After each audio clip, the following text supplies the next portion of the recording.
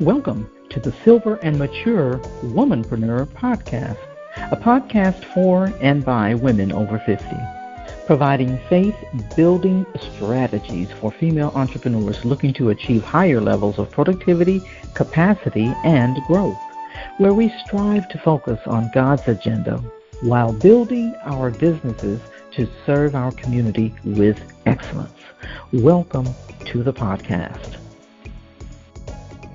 Pleasure of having Maggie Mills on the show. We actually met about 5 years ago in Charleston, South Carolina, while networking at an event, and we just instantly connected. We just kept talking, and even to the point where, if I remember correctly, it was almost interrupting the speaker. Because I kept asking you questions, and we were just kind of talking back and forth, but it was just an instant connection. And so I am so excited to have Maggie on the show, and we get an opportunity to reconnect. And so by way of introduction, Maggie is a ghostwriter, an author, and a coach, and she has spent decades of her long career happily behind the scenes, making other people look good in print and online. Now, Maggie, I didn't want that to sound like you were old because I said you spent decades. But Maggie, welcome to the show. Thank you so much for coming on. Oh, my goodness. Thank you so much for having me on your show.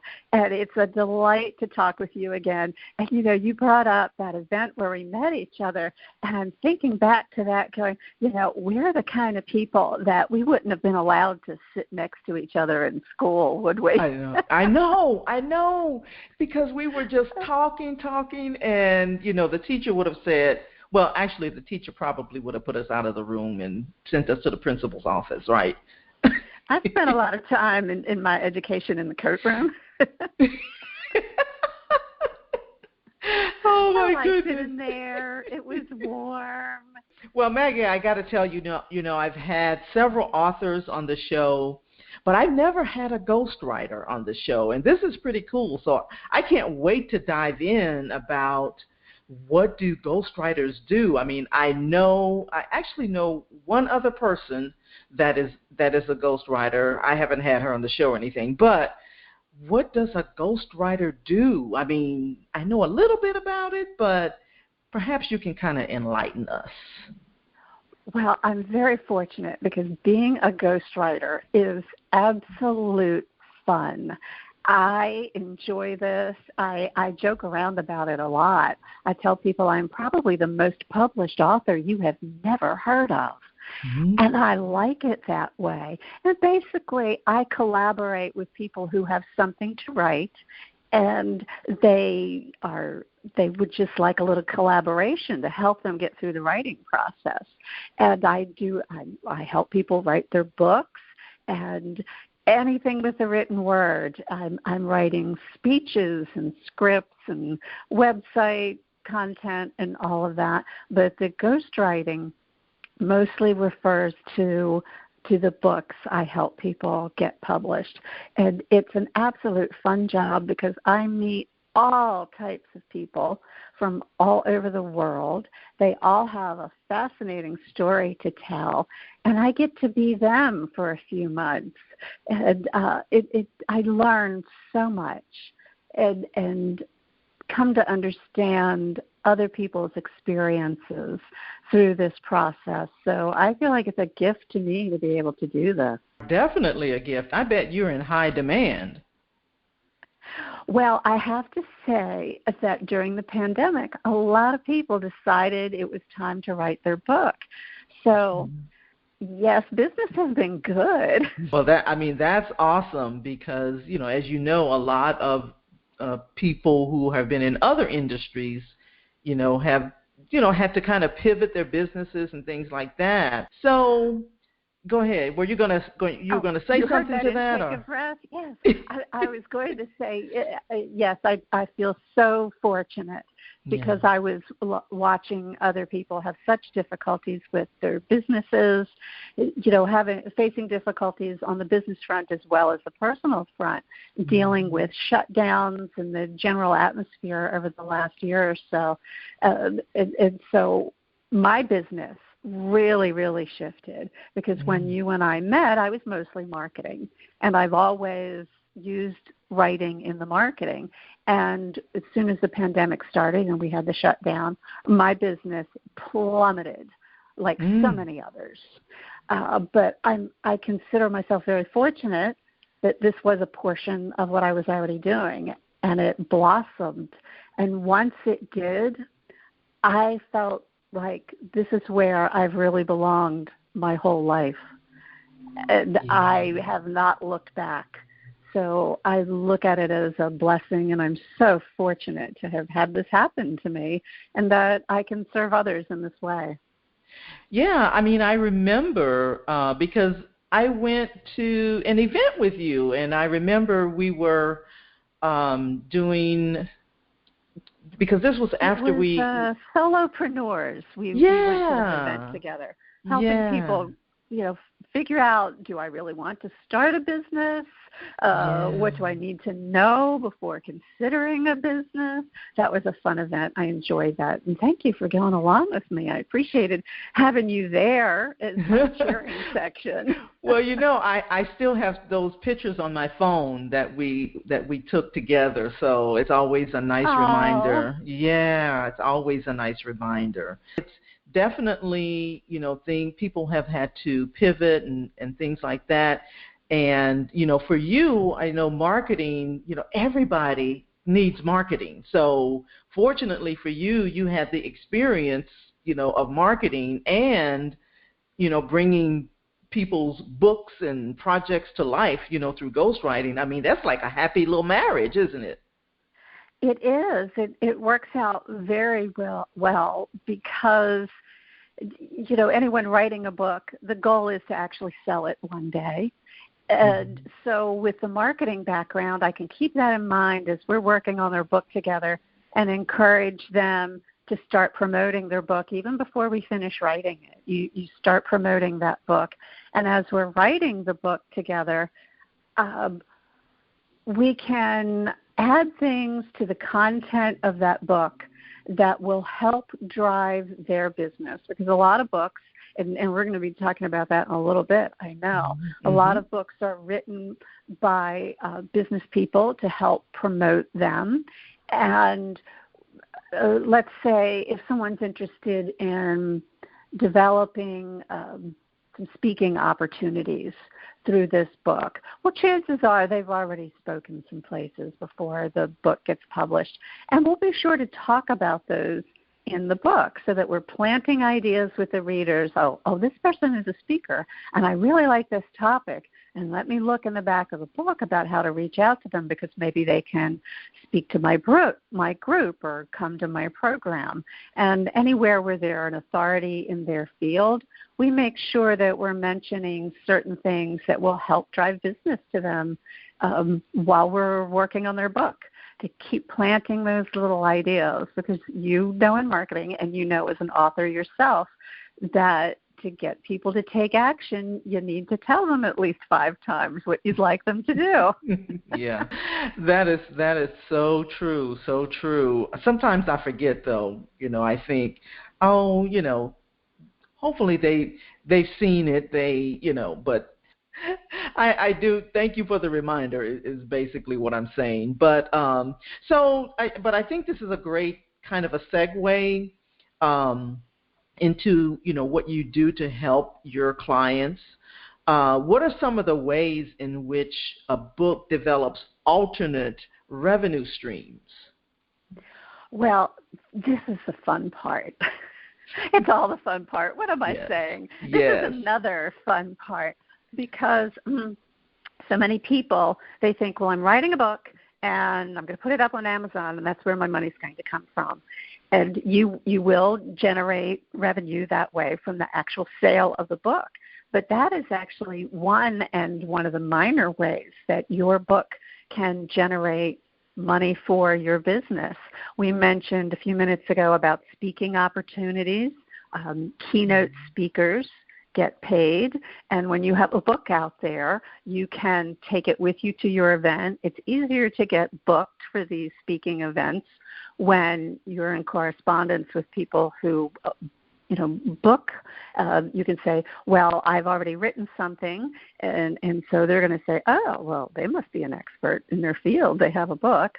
And then you can also sell that book at your speaking event. So in addition to that, a lot of people, depending on the type of book they're writing, if it's instructional, they can create a workbook to go along with that. And it can be created in an online downloadable form or print on demand, so that people who are going through your what you've written, your larger book, can go along with that and do exercises at the end of each chapter. For instance, one of my clients who's writing a fiction book, she's writing a workbook alongside of it as she goes through each chapters, so that people who are in book clubs can buy her book and also the workbook. And at the end of the chapter, they can have these discussion points for their group. Like, there was something in there about who was your first love, and questions about, have you had the same best friend since childhood, and all these talking points. So workbooks go along with that. Once you have a book out, you can create seminars based on that. Excuse me. And you can lead a seminar, whether as an individual or be a guest with a number of presenters, for instance, in weekend retreats, when there's one topic and they have several speakers come and address that topic. Of course, there's podcasts like what you and I are doing. People can use their book as the basis for their coaching practice. You can start a mastermind group. You can create an online class with pre-recorded videos. There's the audio book. You can take portions of your book and create 1 or 2 page how-to guides. Again, downloadable PDFs. You can sell those. You can also use those PDFs to linked to a landing page for your website. You can use those to get people to come and sign up for, here's this free guide to flower arranging. And then when they sign up for it, you get their email, can add them to your list, and then market to them later. You can also use it sort of as a value add. I have a free writer's checklist I give away to people that they can use, whether you're writing your own book or not. We can always use a few tips. So those are just a few ways that writing a book can add more revenue streams to what you're already doing. Oh, I love that. I love those. I was writing it down. Some of the things that you were saying, and because I think a lot of times people think that most of their sales and most of their income is going to come from writing the book, but I think it's quite the opposite, right? Because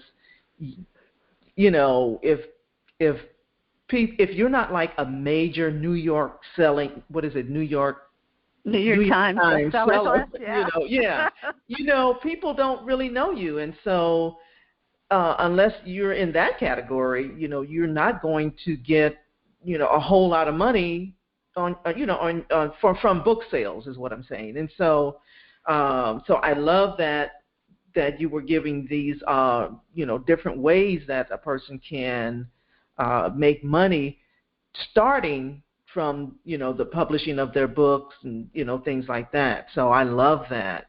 That is definitely. You're absolutely right. It's sort of the opposite approach that most people would think, because you brought up the New York Times bestseller list, because there are a lot of authors out there and people who would like to be authors, and their dream is, I want a New York Times bestseller. And they think if the quality of their book is good enough, they can get there.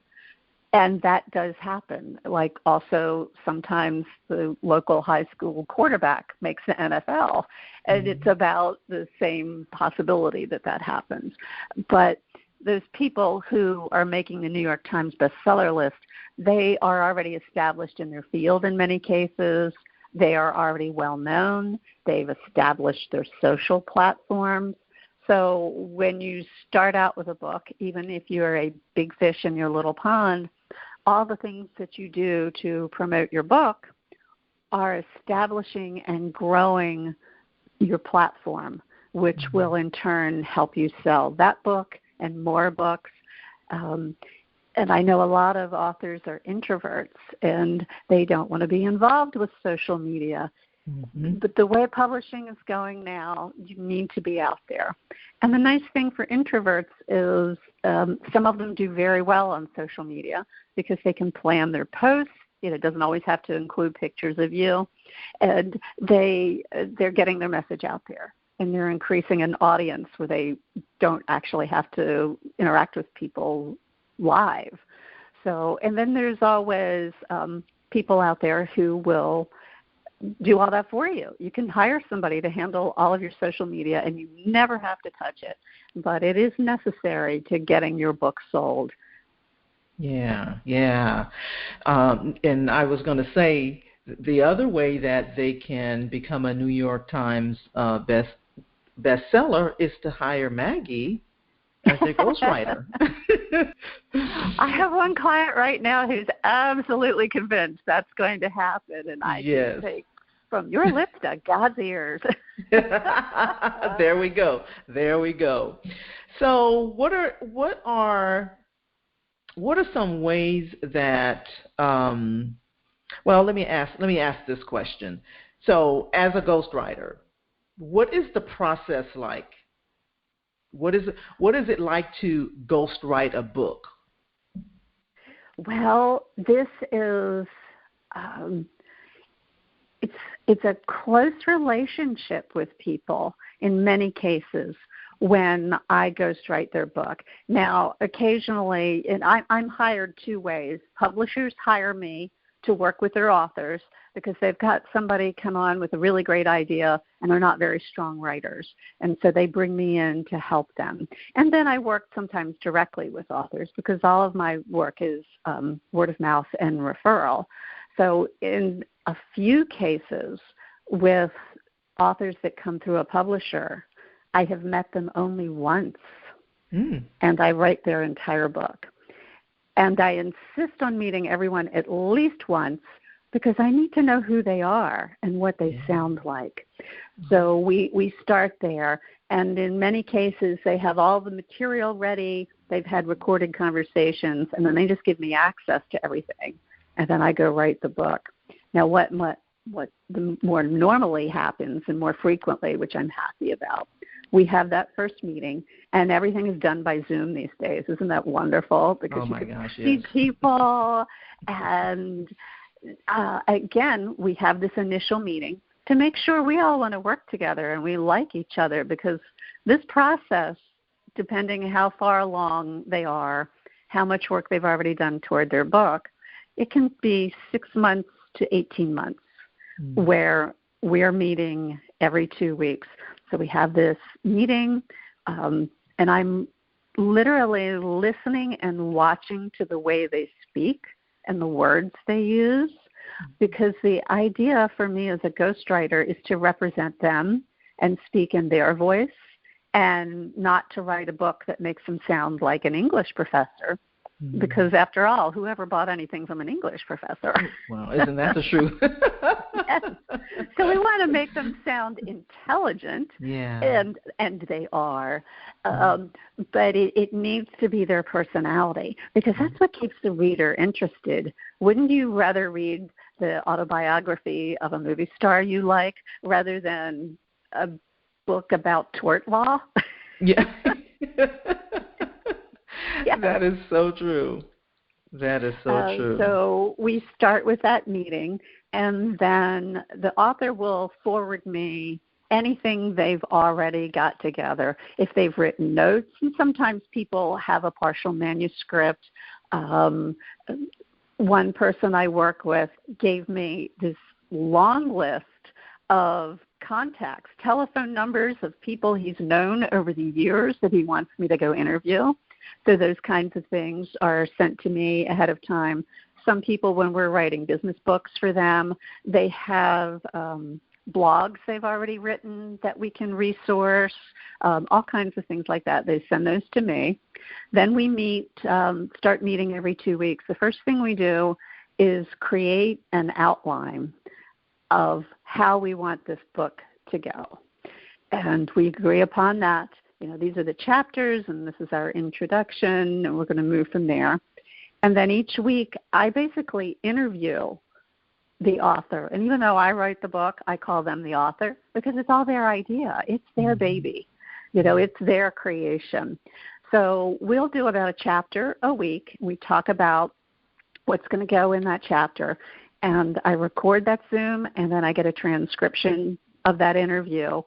And I go through that as I start to write the chapter for them because I want to use as many of their own words as possible when I create their chapter.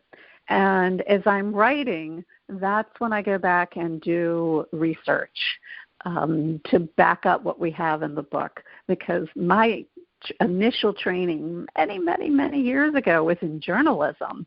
And we're all about being factual and being able to support that point with at least 3 credible sources. And that's one of those funny little things that people don't think about. They think we just sit down and start typing. But research is a very big deal.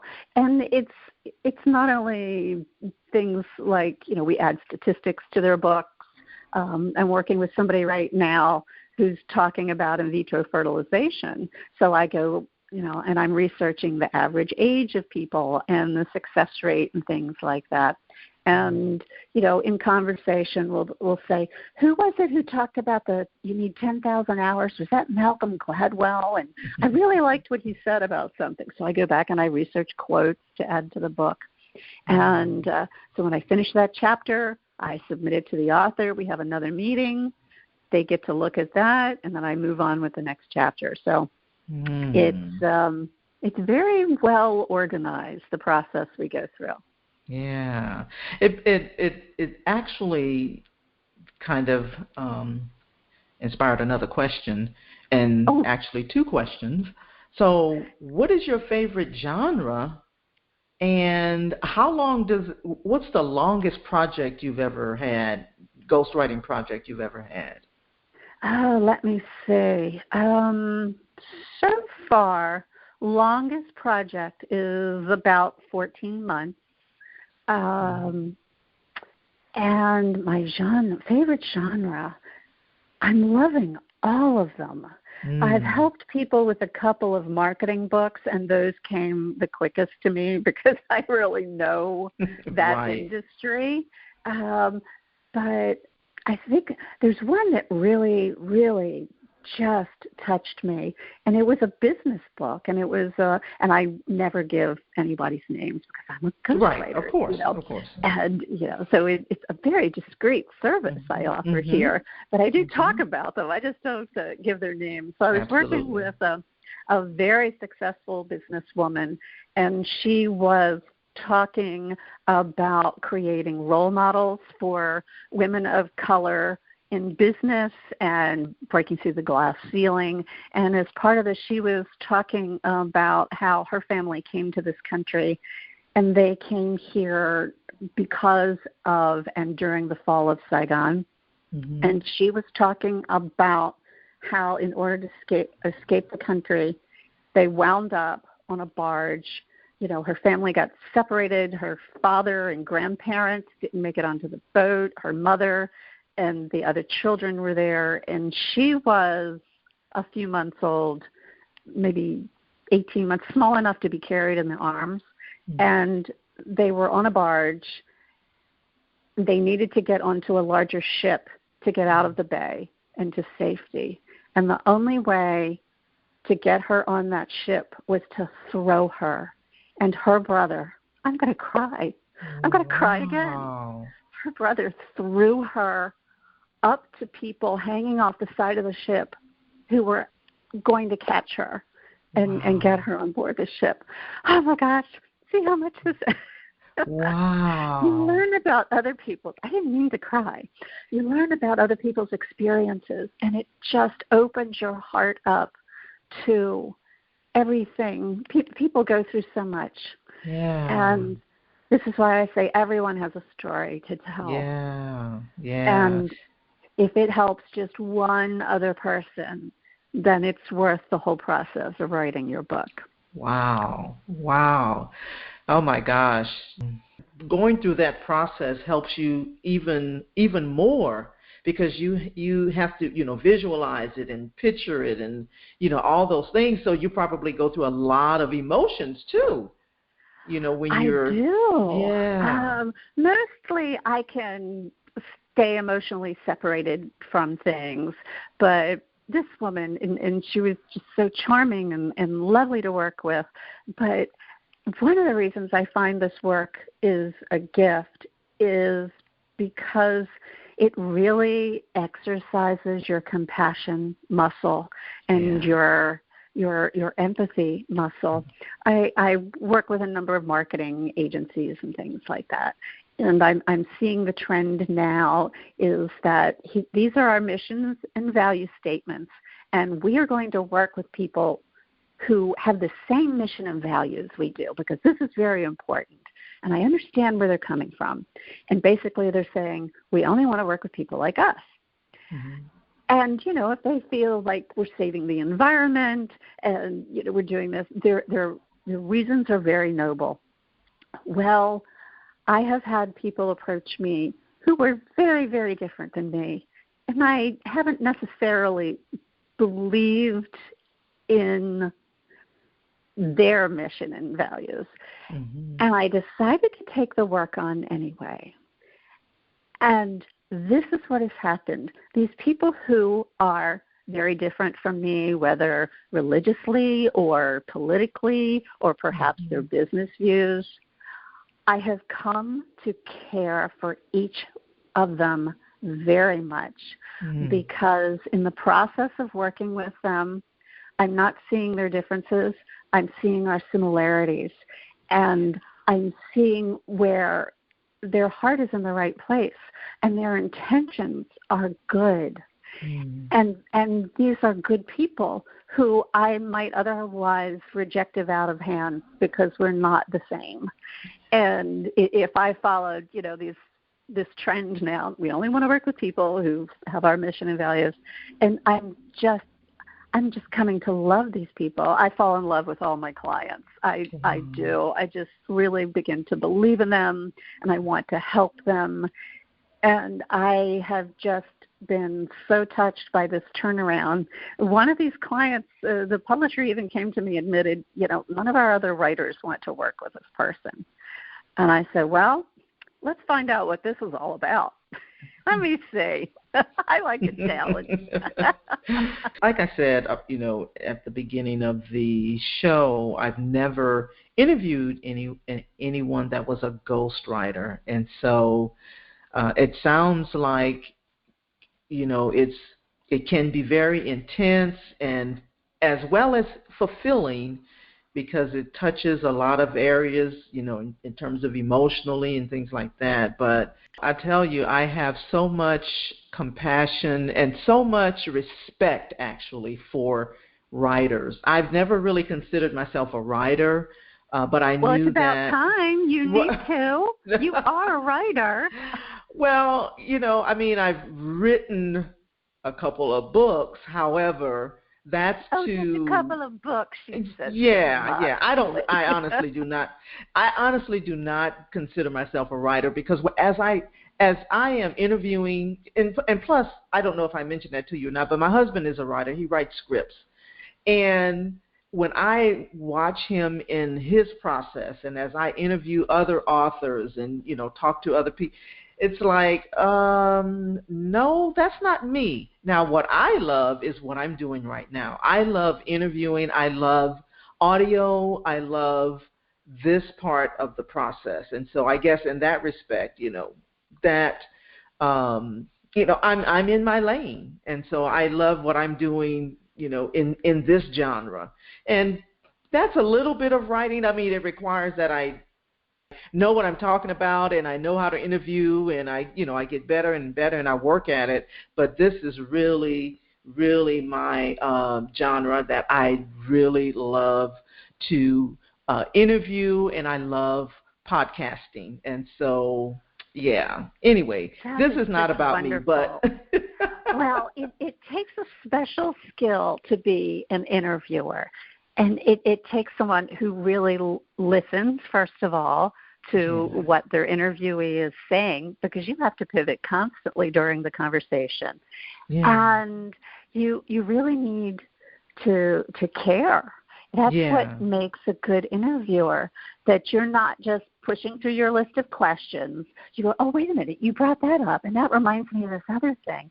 And I just applaud what you're doing with the focus of this podcast. Of course, I've told several of my friends, guess what? I'm going to be on Aldreama's podcast. And she's focused on these silver and women entrepreneurs and mature people. And yes, absolutely. We are just not going to be ignored. That's and when we are, we're going to use that as our superpower, because you just go ahead and underestimate me. I love it. That works out. I love it. I love it. Well, I've got some more questions that I want to ask. And because I know, the community that's going to be listening to these podcasts, some of them, we're right now, we're going through this great resignation. And so there's a lot of women, people, not just women, but people who are going through trying to make certain choices and pivoting in terms of their careers and doing things that's more fulfilling and things like that. And so that's what kind of inspired this whole, podcast movement that I wanted to kind of journey on. And so it's really designed to help inspire those that's trying to make a decision, that's trying to pivot, that's trying to do something that's more fulfilling in our age group, and that where they can become more appreciative of the experience and the wisdom and what they've already contributed, to the marketplace, and use those skills. And so that's what this is all about, helping them, to be inspired by the ideas and things that they hear on this podcast. And so that was the reason that I really wanted to embark upon this journey, and I have, myself, I'm 62 years old, so I'm definitely a silver and mature womanpreneur. So I'm speaking to myself, because these podcasts and these interviews, they inspire me. And so I know that they're going to inspire, some others as well. But anyway, I digress, because I want them to know. It's wonderful, because I can't help myself. I am a cheerleader, and that's part of why I do this. And I've worked with a lot of female authors and female business people over the years. And absolutely, while you were talking about that, it made me think of something. Because so many of us overlook the skills we have because we're used to them. But it made me think of, have you ever heard that term, shopping your own closet, which means you're going to go in your closet and dig in the back and go, oh, I forgot I had that red dress. Let me get this out. Look, I can fit in that again. And it's like having brand new clothes. Women can do this with their careers as well. When you sit down and you go through your resume or you update your LinkedIn, and especially, don't do this by yourself. Get a friend and do it, somebody else in the business, work with someone else, or hire a resume writer or something. when you start talking about what you've done during your career, and we talked about mine being many decades, and you didn't make me feel old. Good. It's true, because, we should be thinking about that. I mean, how long do we feel like we're neophytes in our business? Absolutely. Up until the day we go, oh, I can't get hired because I'm too experienced. Mm-hmm. It happens that quickly. It's like, do I have enough experience for this job or for this contract? And that it seems like the next week you realize they don't want to pay me what I'm worth because I've been doing it for 20 years. That's right. So take all those, and for many of your listeners, it's going to be decades. And also for many people, you might have had 3 or 4 careers in those decades. And every bit of it can be used to start something new or to focus on that thing you really love the most. Yeah. And then it changes your whole life when you love what you do. In some of the research I did in the last few months, I came across this startling statistic. It was something like 80% of people just can't stand their jobs. 80%. That's a lot. Now, let's leave a margin for error, like 10%. Suppose it's only 70%. That's a lot of people who don't like getting up, going to work in the morning. And I know my career has just changed so many times, and you have to keep plugging. I was doing things, or using equipment or performing functions that became obsolete, and you just have to learn a new skill and keep going because you still have bills and you have kids and you have things you need to take care of. So your listeners have so many skills that they can turn into something new and more enjoyable if they just go shop their closet. Oh, I so love that. That is, oh my gosh, that is so powerful because, it just really kind of summarizes exactly, what this whole podcast and the series is about, is about shopping your own closet. And so, absolutely. Well, I applaud you because we need this. Yeah. We need this. I mean, we are literally getting overlooked. Yep. I was at a birthday event that was at a club, and there was a bar, and I walked up to try to order my one big cocktail of the night. I'm such a big drinker. I decided, I'll get one cocktail. And I stood there while all these other people get waited on first. Now, I'm not really very tall. So I sort of credit it to, they can't see me over here. And I'm watching, the young guys, and you would expect them to wait on the pretty girls first. I mean, that happens. After a while, it's like, let me get out my credit card and wave it at you because they might be pretty, but I have a higher credit limit. Give me my drink. There you go. I can spend more. You should be focusing on me. And I laughed. Actually, the host of the party had to come over and order my drink for me. Wow. And I just looked at that as a metaphor because we hear so many women talk about, I'm ignored now. People literally don't see me. And we can use that to our advantage. Absolutely. We definitely can. Yeah. And it doesn't have to be that way. It doesn't have to be the rest of our life. It's just we've got too much to offer. And plus, we're all now working with each other. So many more women-focused business groups, and we're creating our own network. That's right. Who are we going to go to first? That woman I met doing business.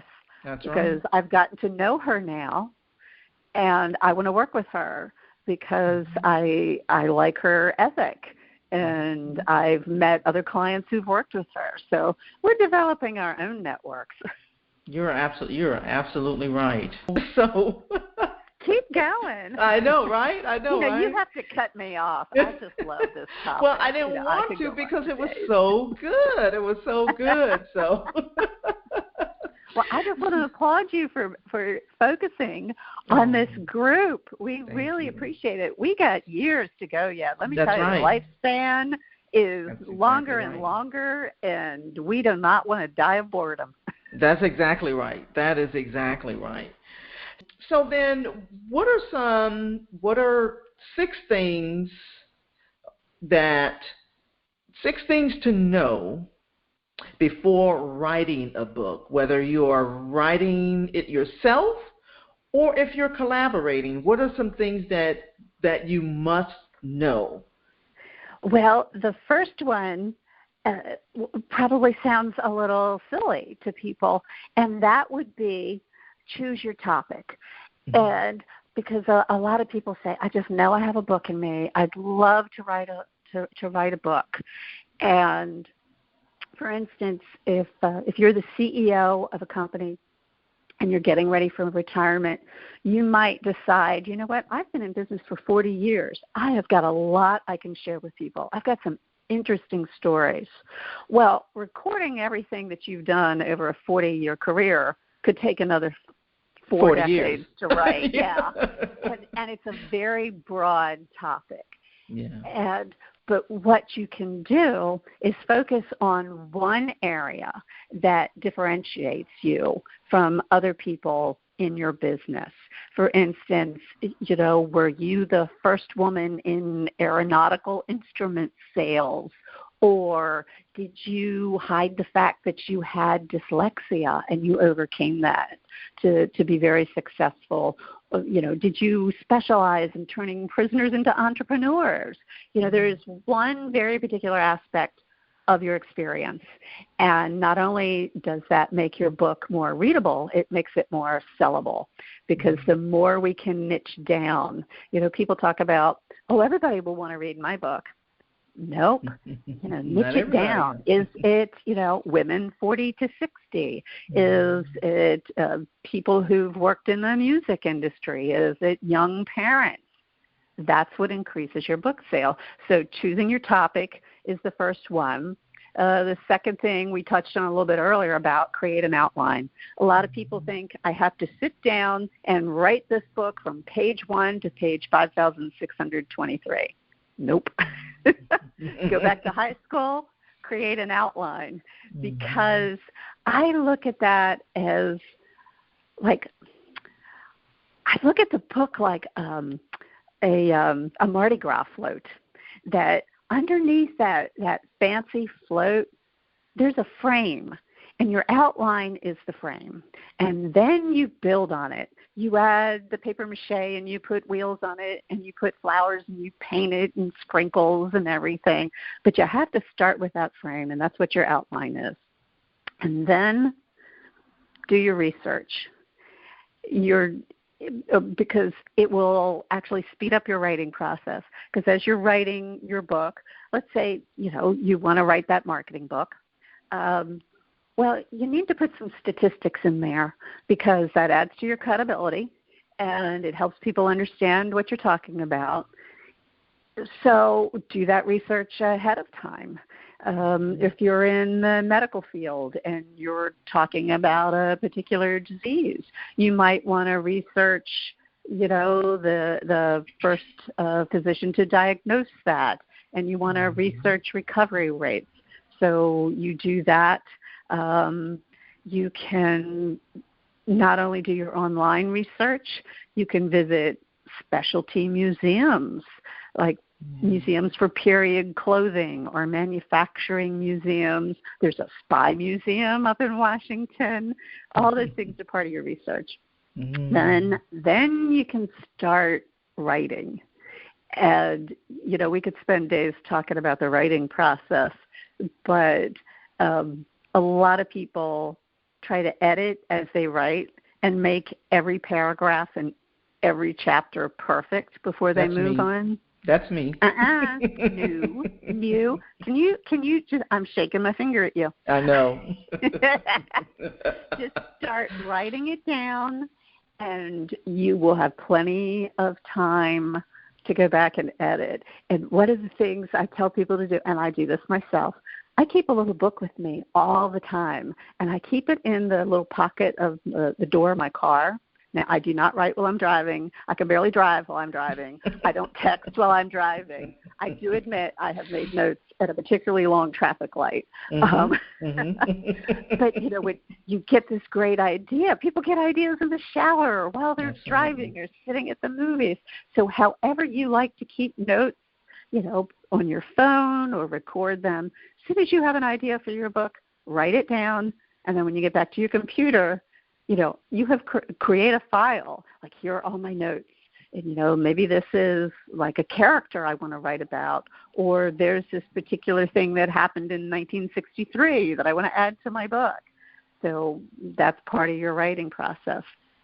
And then there's the editing process. That's the next step.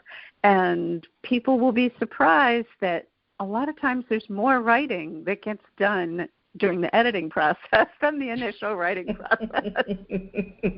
Books get twice as long.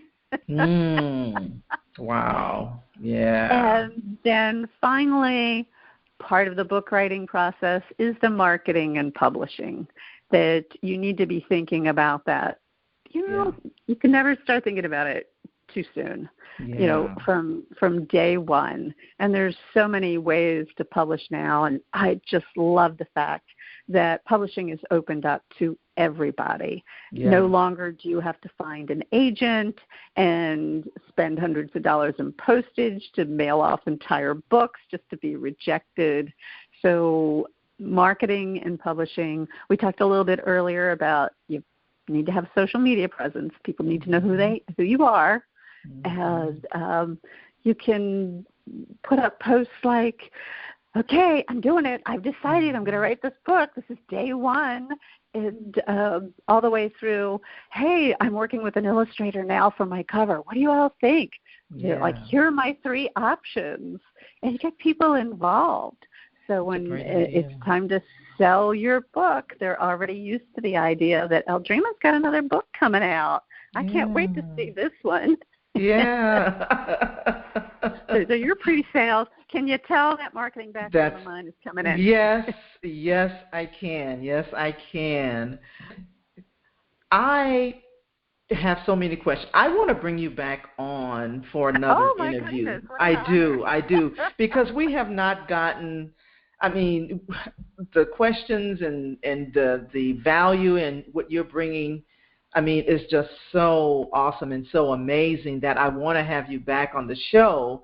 I actually have another interview in about 15 minutes, but hang up on me. But I know that talk again. I know because I want to bring you back on the show. But before we end this podcast, I want to know, what's the best way you want people to reach you? We're going to have show notes and things like that and the information that, that you've already provided. But what's the best way you want people to reach you, to find out, things you've got going on and that's coming up and things like that? What's the best way? Oh, you think I promote myself? Are you kidding? I don't know what's happening 2 hours from now or next week. But you ask me about what my client's doing 6 months from now, I have a detailed list. Maybe I have some rough idea that I better get to the grocery store if I want to eat this weekend. Well, I know. Now, because didn't you say you had a freebie or something? So wasn't there? I do. You know what? I'm going to give you my email address. All right. I'm happy to share this writing guide with people. And my email is, I'll say it first and I'll spell it, is Maggie@MaggieMills.com, Maggie@MaggieMills.com. And reach out if you have any questions. I just love chatting with people, can you tell? And I'll send this little writer's guide to you, and I encourage everybody, if you think you have a book in you, then you do. If the thought has ever crossed your mind, give it a try, because everybody has a story to tell. Oh, man. I love it. I love it. Well, Maggie, on that note, we are going to, I don't want to say end the podcast, but because you're going to have to come back, like I said. So we're going to come back and finish, well, actually, it's never finished. I don't know what I'm saying here. So because the thing that I wanted this to do is just to be conversational. And I love having conversations with you because that's how we met. It's like going back to the initial time that we met. We were like kids in a classroom. And so that's why. So anyway, and I'd like you to know, I'm still in touch with that speaker, and apparently we did not interrupt her talk too much. Okay. She's still talking to me. She didn't scold me afterwards. Like, you two, get in the back. Get out. Well, that's good. That is good. Well, listen, Maggie, we're going to have you back on the show. I'll be in contact with you in terms of when we schedule the next interview. Yeah, for real. Imagine what we're going to talk about next time. We're going to have a ball. I know. And so, but thank you so much for all that you've shared. And again, I can't wait to have you back on the show. I'm really looking forward to it. And I just really appreciate it. For having me, and thank you for what you're doing. I can't wait to tell everybody. Listen, we women have a voice now, thanks to Aldreama. There you go. All right, bye-bye, dear. You've got to get to your next call. You just hang up on me now. I'm hanging up. Goodbye. Okay, I'll talk to you later. Thanks so much. Hi, this is Aldreama Harper, and thank you for listening to the podcast. I hope you got value for where you are in your entrepreneurial endeavor. And if you'd like to know more about how I can further serve you, simply go to CoachDreama.com. Again, that's CoachDreama.com. I look forward to hearing from you. Have an amazing day.